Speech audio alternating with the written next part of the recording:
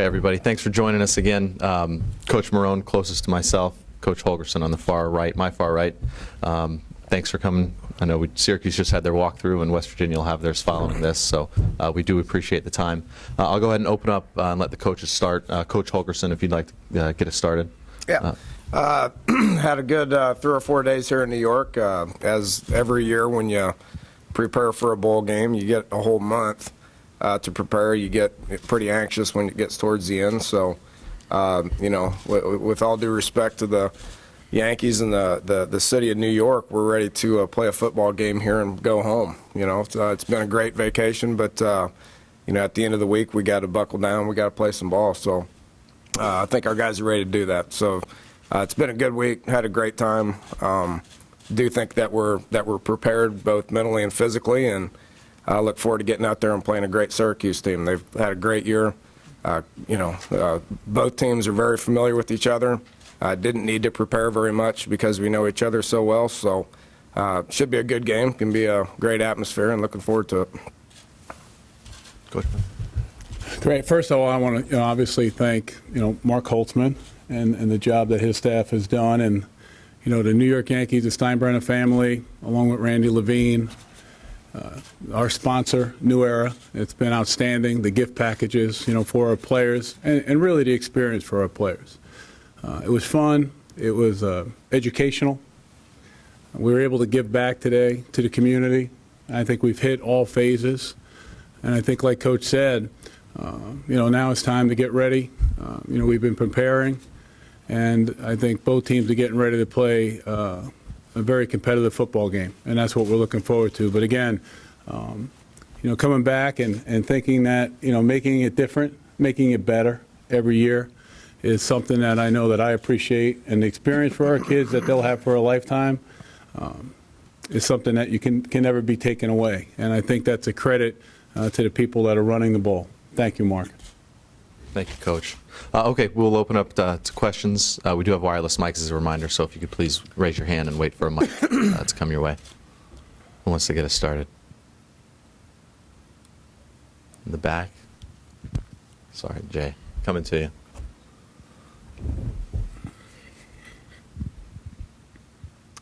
It's for Coach Marrone. Just wondering how this has been different for you the second time around, if you've had any more time to enjoy the fact that you're, back here in your hometown. I'm sorry, Mark, can you repeat that question? Just wondering, Coach, how it's been different for you the second time around, coming back to the Pinstripe Bowl, if you've had any more time to enjoy the fact that you're back in your hometown again? I think it's very difficult for, I know myself, I can't speak for other coaches, to really enjoy yourself when you're trying to get prepared for a game. And I think the bowl experience is great for the kids, their families, the assistant coaches' families. I can't speak for our coaches. Obviously, my family and the friends. So for me, it's always been a business trip, and my job is a football coach, and that's my job. My job will end, after this game is over. Then I'll be able to relax and enjoy myself. But the experience is every day in life you have a different experience. So, it's better. It gets better and better to answer that question. So the second time around is better. Great. Up in the front left, Nolan. Yes, both coaches, please. Nolan Widener from the Post-Standard. I've heard various words used to describe this. Some people say it's an exhibition. You're supposed to go out there and have fun. Coach, you just talked about it being a business trip. What is the significance as opposed to a regular season game? Is it the same as a regular season game? Is it a little more loose? What does it mean to you guys? Well, I think everybody treats it different. It's at the end of the week, you better be prepared to play, and it counts as a win or it counts as a loss. You better treat it like any other game. It makes it challenging on coaches that keep the routine, because you're doing all kinds of different things.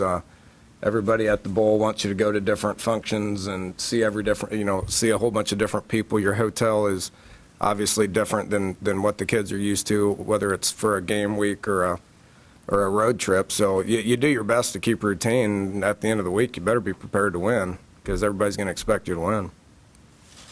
I agree with Coach. The most challenging thing we as coaches get into is schedule and a routine. So anytime that schedule or routine is broken, it's very difficult, because usually that schedule and routine, you're able to gauge, where you are with the players. And again, it's challenging, but it's challenging for everyone at this time of year and what they're doing. So, I think that's probably the biggest thing. But I don't think I would ever use the word exhibition, to describe not just our game, but any game. You're putting, these young men on the field.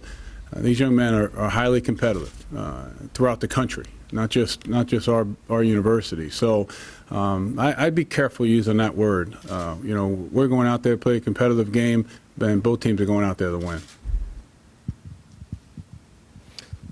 Ralph in the far front right. Ralph Russo, AP. For Dana, and maybe a follow-up for Doug, similar.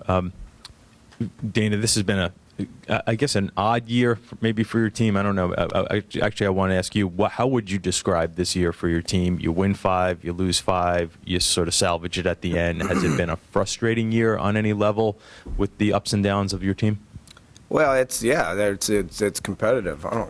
There's a whole bunch of parity in college football right now, and it's going to continue to head that way. So, it's trying to explain everybody in the state of West Virginia, our players, our administration, what the Big 12 is all about was difficult, and it's probably going to take 2 years for everybody to truly understand what it's all about.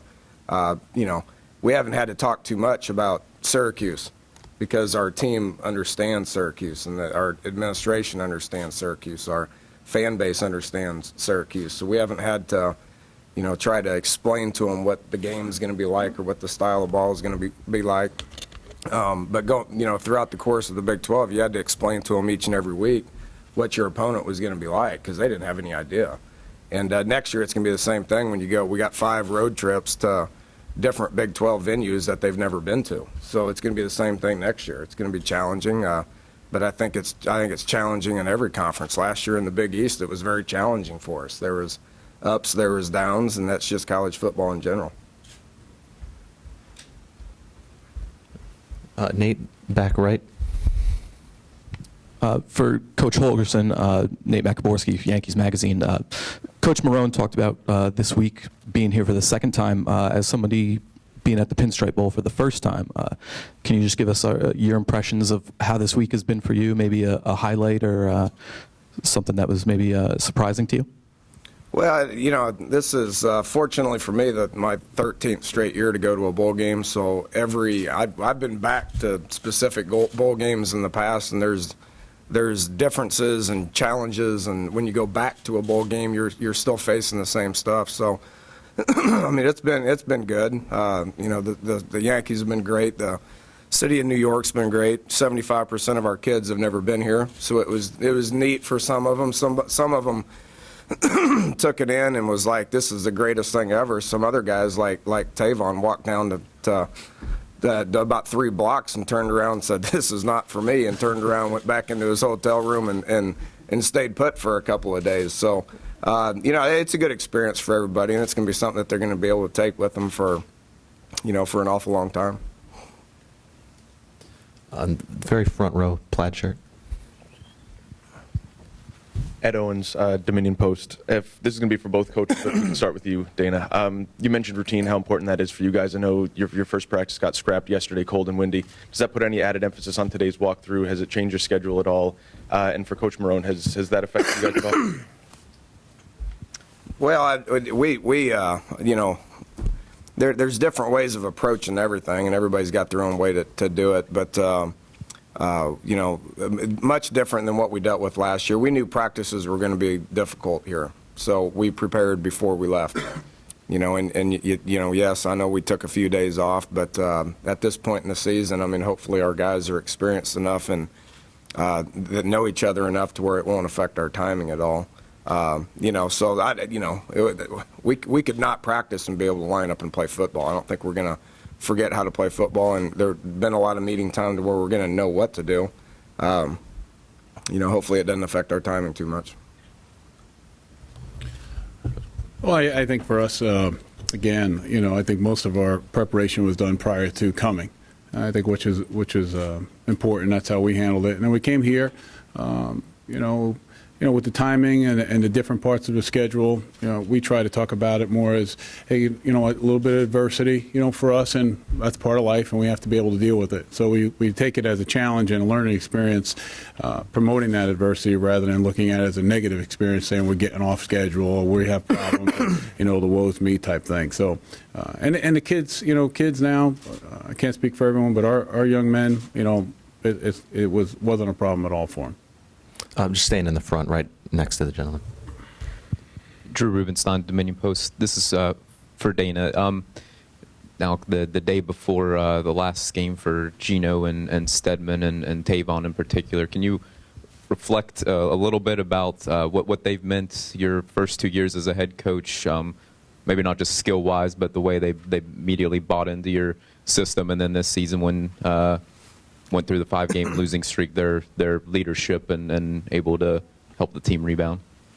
Well, they're great players, and they're going to play for a long time. I think everybody understands that. I don't I don't know if they necessarily bought into what I was saying from the very beginning. You'd have to ask them that. But they did, they did keep pressing forward. They did, when things were tough. That's what good players and true leaders do is they step up and they say, let's try to change some things. So, them and a bunch of other guys, we got 21 seniors that I'm proud of, all of them but one, that have been here that, went through a coaching change, that went through a conference change, and they didn't bat an eye. They just kept moving forward, and they kept playing football, and they kept practicing, and they kept lining up, and they kept trying to give their best each and every day. So, those guys mean a lot to me, and we had a big dinner with them last night, and we're going to obviously try to send them out with the win.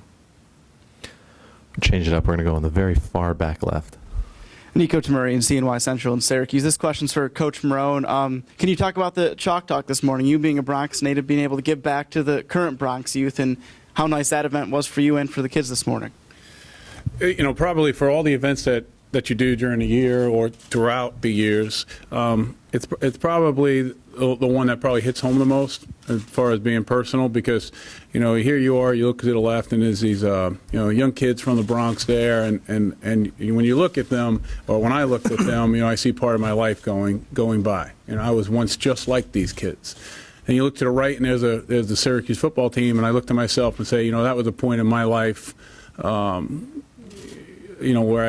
I was fortunate to play for Coach McPherson, and he's really helped me out quite a bit, along with the rest of my teammates. And then all of a sudden you take in the venue and you say, okay, here I am standing in the middle of Yankee Stadium. So it's probably out of all the things that I've pretty much done in my life, I would say from a standpoint of sports, it's probably, and I know people would laugh, but it's probably, for me, the greatest moment personally, because it's life come full circle. Thank you, Coach. Back on the far right again. This question for Dana. Your team scored 49, I think, in a game and lost, and given up 63 and won. Any prediction as to how many points it's going to take to win tomorrow? It's a good question. Syracuse got a great defense, so that asking to score anything in the neighborhood of 49 or 63 would be ridiculous. But we've had our ups and downs defensively, obviously, and Coach Patterson's done a great job here in the last month of taking over and not batting an eye. It's put them in a difficult situation by doing that, but it was one thing that I thought was best for our football team at the moment and for the future. So it's a combination of a lot of things. We played some pretty good offenses as well. Syracuse got a great offense. Their stats are about the same thing as ours. So we're going to have to take advantage of every opportunity we have, whether it's scoring points or whether it's creating turnovers or whatever it is. If you can't predict the score, I mean, it's just hard to do that. We've won some games in a low scoring contest as well. So each and every game is different. You just try to make the most of your opportunities. Okay, we'll take a couple more if there are any. On the far right.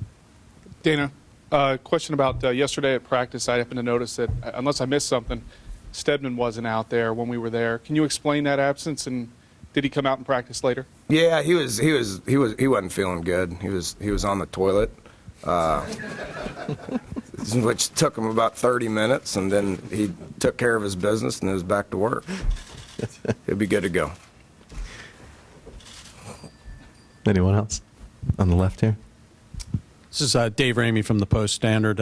Just a question for both coaches. I probably know what you're going to say, but I'm going to ask it anyway to get it on the record. They're predicting, 1 to 3 inches of snow. They're saying it's going to start in the late morning and probably snow throughout the game. You might get as much as 4 inches here. You guys both have high-powered offenses that like to throw it a lot. Does that forecast give either of you any pause, and does it make you rethink what you're going to do tomorrow? Well, I've become quite the weatherman lately. There's two factors that matter. It's wind and it's wet. Snow doesn't bother us much. If the wind's blowing, then that makes it miserable. About 5 weeks ago in Ames, Iowa, it was probably one of the most miserable situations I've been in. It's 30 degrees, but the wind was blowing 30 miles an hour, and it was raining slightly. Last year at Rutgers, and coaches played in a whole bunch of bad weather, and we got some guys that think they're going to go to the NFL, and if they go to the NFL, then they're going to be playing in this kind of weather for 2 months. So our guys are used to it, and I would assume that coach would say the same exact thing. So you got a game plan, you just stick to it and see what happens. Yeah, I agree with Coach. For me, my biggest concern always is wind, really, at the end of the day. So, rain has a little bit of a factor depending on how hard it is, how hard of a downpour it is. But really with the snow, the only thing I get concerned about is making sure those officials can see those lines.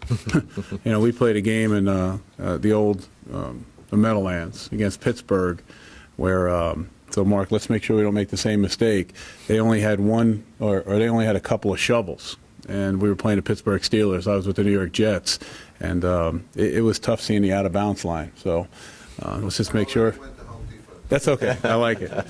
So I'm sure we'll have enough people out here. And 2 years ago, we had some obviously good experience of people shoveling it, and it'll be fine. It'll be fun. That's what makes football fun. The only time you cancel a game is if there's lightning. Other than that, the one thing we know for sure is we're playing. That's good. Right in the middle. This question's for Coach Marrone. Coach Holgorsen, he just went through a conference transition last year, and this is your team's last game in the Big East. Your thoughts on that as you play your last game in conference and get ready for the ACC next year? Well, we really haven't put a lot of thought into it. Coach was I was very fortunate to spend some time with Coach the other day and ask him some of those questions. And, we had a private conversation, and I appreciate Coach, letting me get some insight of what to prepare for with the change. And Coach has spoke about some things already. So I think afterwards, after this is over, then we'll go back and we'll study the conference and the transformation that we have to make. A little bit fortunate, kind of like Coach is. I was in the ACC, for 5 years. But I will say this, the one thing I do appreciate is the Big East and the way they've treated us in our final year as we were exiting. I think, Nick Carparelli and Terry with the officials, really were professional in what they did. And I think, I'll always appreciate that. One or two more, anybody? Last chance? Okay. Great. Thank you, coaches. Thanks for the time. Yeah. Enjoy the